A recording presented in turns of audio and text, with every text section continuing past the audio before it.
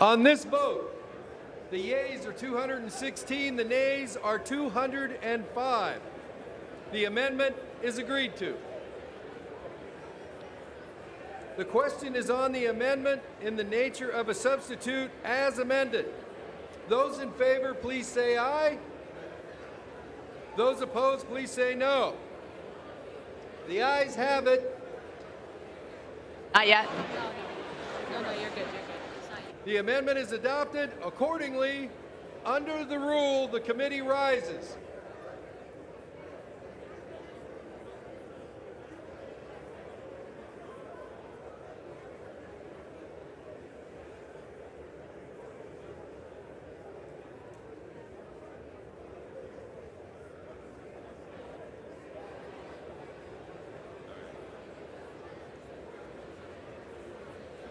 Mr. Chair.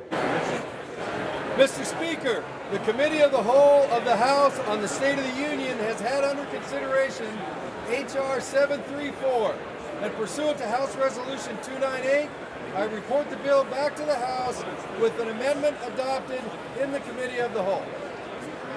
The Chair of the Committee of the Whole House on the State of the Union reports that the committee has under consideration the bill H.R. 734 and, pursuant to House Resolution 298, reports the bill back to the House with an amendment adopted in the Committee of the Whole.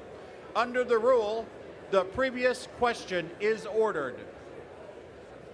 Is a separate vote demanded on the amendment to the amendment reported from the Committee of the Whole? If not, the question is on the adoption of the amendment in the nature of a substitute as amended. Those in favor will say aye. Those opposed will say no. The ayes have it. The amendment is agreed to. The question is on the engrossment and the third reading of the bill. Those in favor say aye. Those opposed say no. The ayes have it. Third reading. Bill to amend the Education Amendments Act of 1972 to provide that for purposes of determining compliance with Title IX of such act in athletics, sex shall be recognized based solely on a person's reproductive biology and genetics at birth.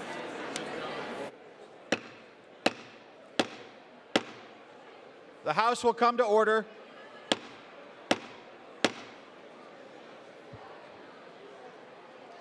The House will come to order.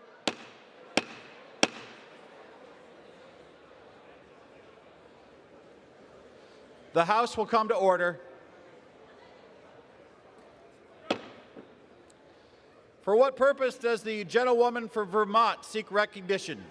Mr. Speaker, I have a motion to recommit at the desk. The clerk will report the motion. Ms. Ballot moves to recommit the bill H.R. 734 to the Committee on Education and the Workforce. Pursuant to Clause 2B of Rule 19, the previous question is ordered on the motion to recommit.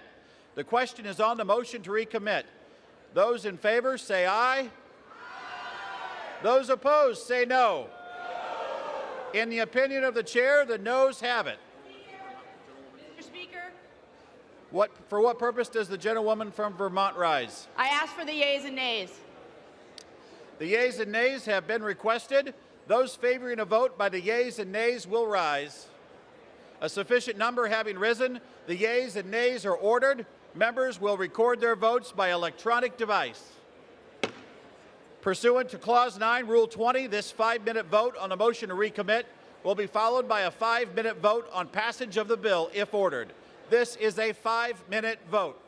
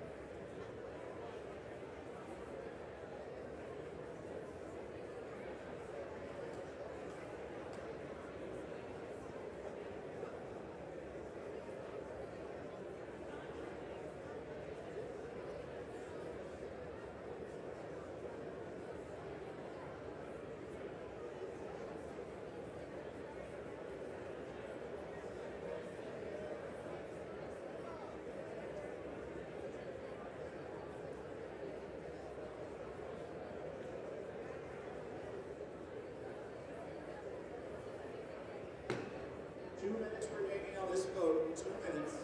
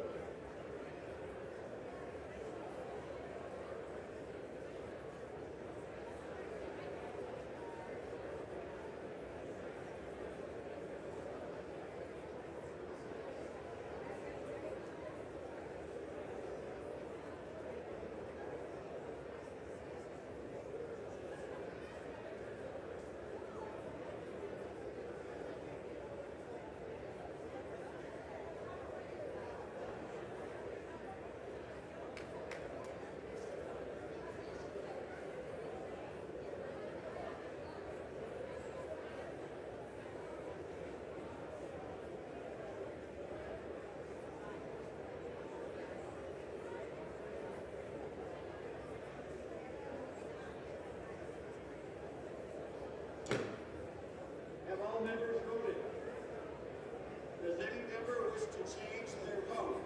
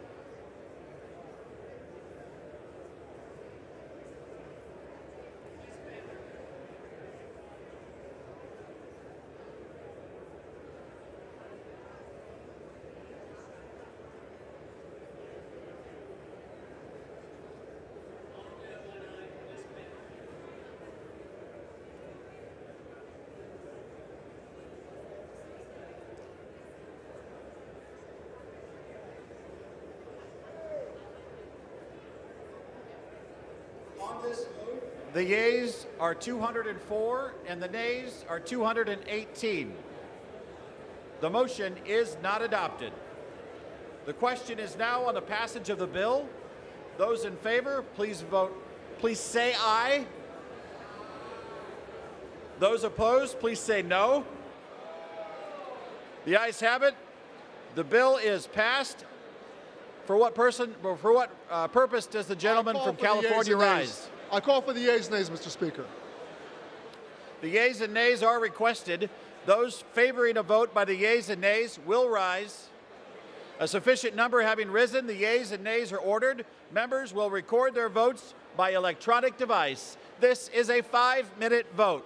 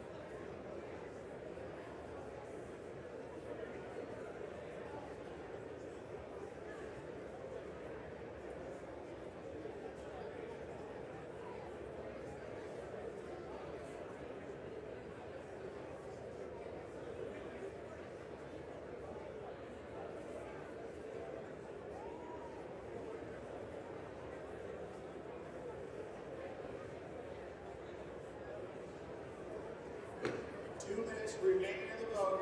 2 minutes remaining in the vote.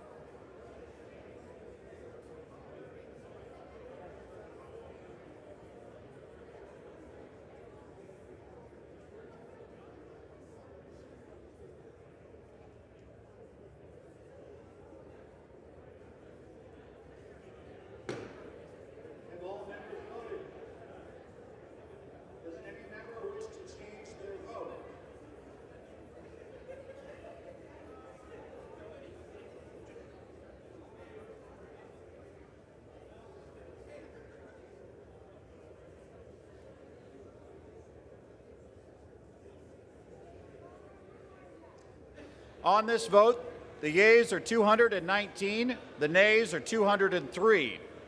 The bill is passed. Without objection, a motion to reconsider is laid on the table.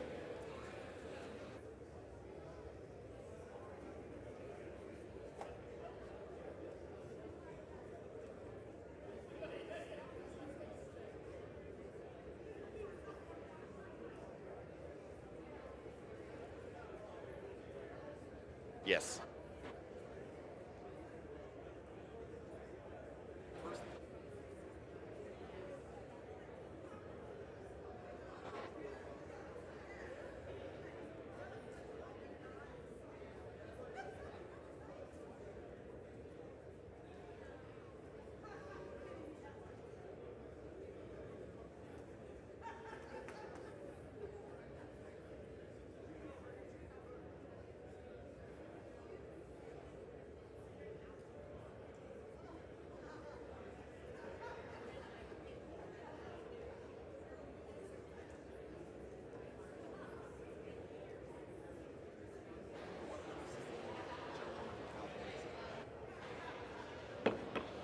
For what purpose does the gentlewoman from California seek?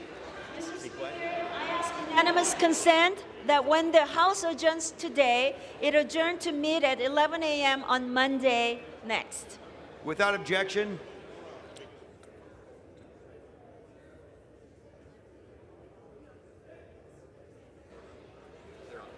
All right. Let's get the House in order. House will be in order.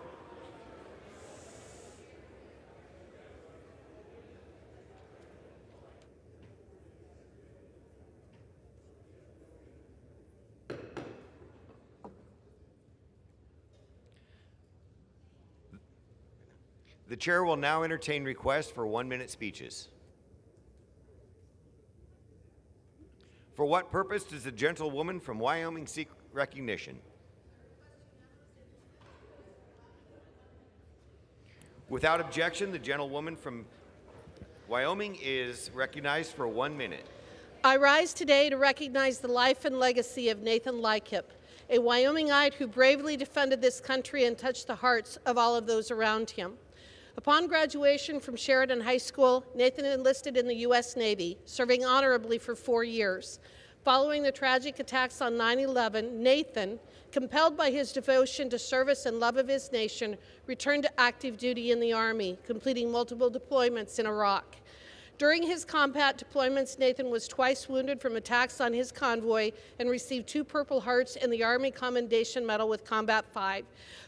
Following the military service, Nathan continued to serve others as a sheriff's deputy in Bayfield, Colorado for many years. Tragically, Nathan took his own life after a long, hard-fought battle with PTSD and other sustained injuries from his service. Nathan was a child of God and a patriot who will not be forgotten. His leadership, compassion, and desire to help others will be forever remembered by his community and should serve as a model for all Americans each and every day. To Nathan's family, I offer my sincere prayers in this difficult time of mourning, and I urge all of my colleagues to join me in remembering the life of Nathan Lykip, honoring his service to our nation, and standing with his family in these difficult times. Thank you, Mr. Speaker, and I yield back. Thank you. For what purpose does the gentleman from New Jersey seek recognition? Without objection, the gentleman from New Jersey is recognized for 1 minute.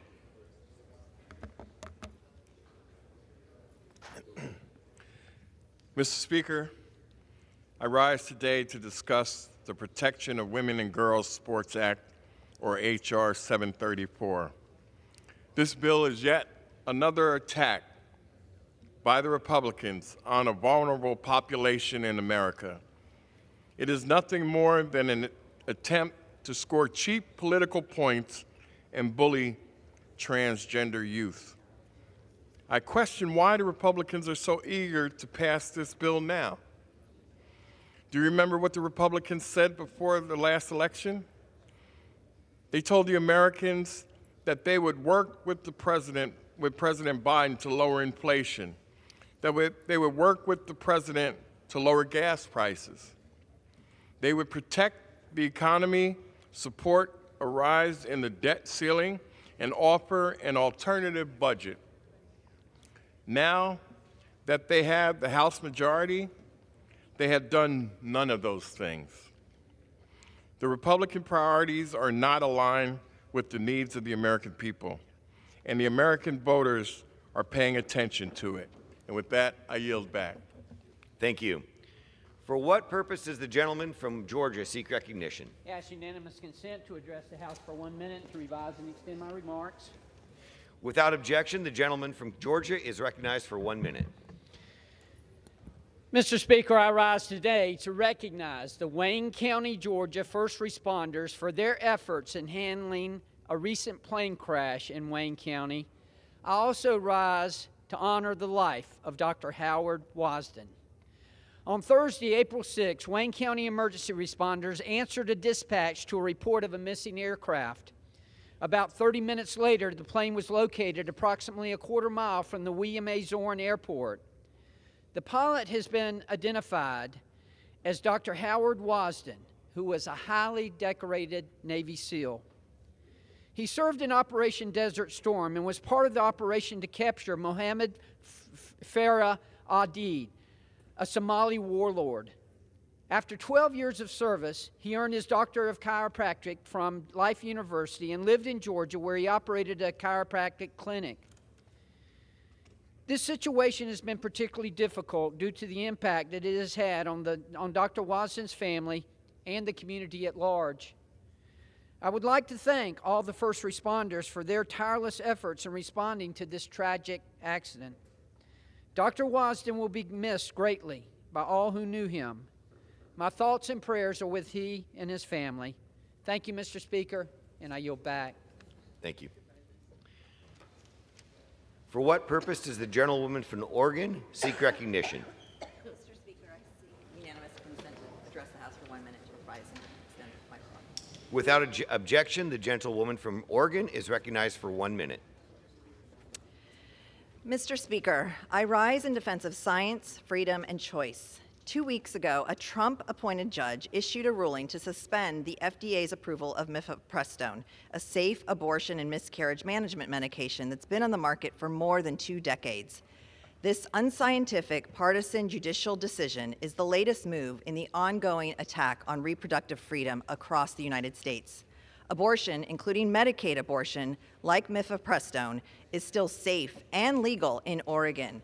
But like so many Oregonians, I'm deeply troubled by these attacks, and I refuse to sit idly by as they jeopardize the health and well-being of millions of Americans.